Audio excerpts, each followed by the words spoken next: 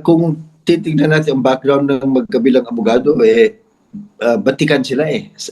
This is not their first ICC case. Marami na silang hinawakan either side. So, very organized sila. But in terms of approach, mas may leeway yung prosecution.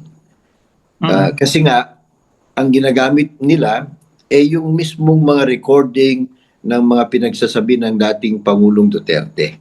Yung bang binibingwitan nila yung isda sa sariling bibig, di ba?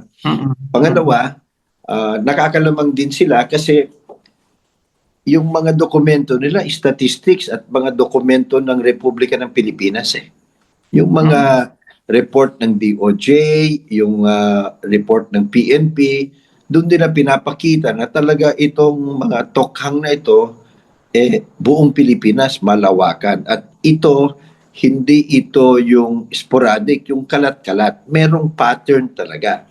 So kinakabit nila yung mga sinasabi ni dating Presidente Duterte bilang isang presidente, pinakamataas na opisyal, at yung pagsunod sa baba. Kasi nga, sabi niya, gawin nyo ito, ay nagagawa nga.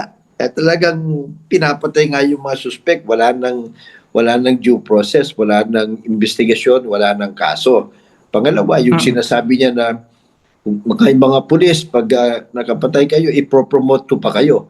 Totoo nga, nag-promote siya eh. Okay? Yung iba din, sabi niya, I will pardon you, mga ganyan. So, yung statistics mismo, yung dokumento, statistics ng gobyerno, ginagamit nila. Doon naman sa kabila, naintindihan ko, medyo mas mahirap ang trabaho nila.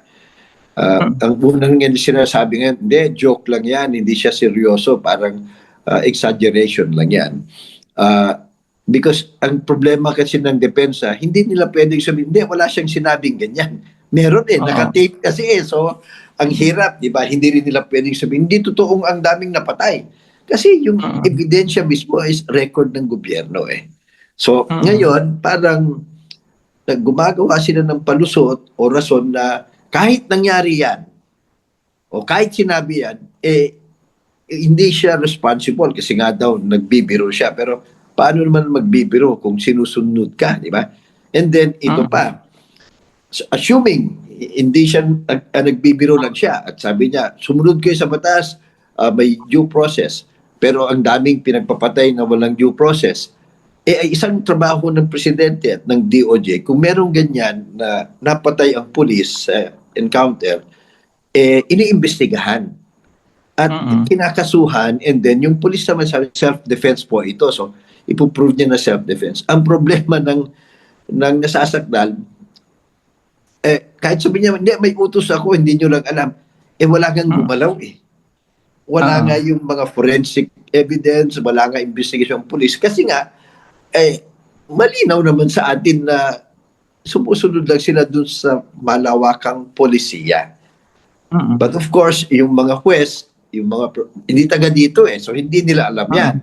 So kinakailangan pa rin i-prove yan, ipakita yung connection doon sa mga sinasabi ng presidente at yung malawakang pagpatay at yung mga cover-up, yung hindi pag-aksyon, hindi pag-imbestiga ng gobyerno nung siya ay presidente. So, ganun ho yung medyo kahirapan ng defense.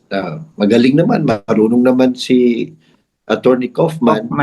Ang problema din niya, may mga testigo na galing sa kampo ng dating presidente. Yung mga kasamahan niya sa DDS sa Davao, meron din atang mga pulis na nagsalita na rin, nag-submit ng affidavit.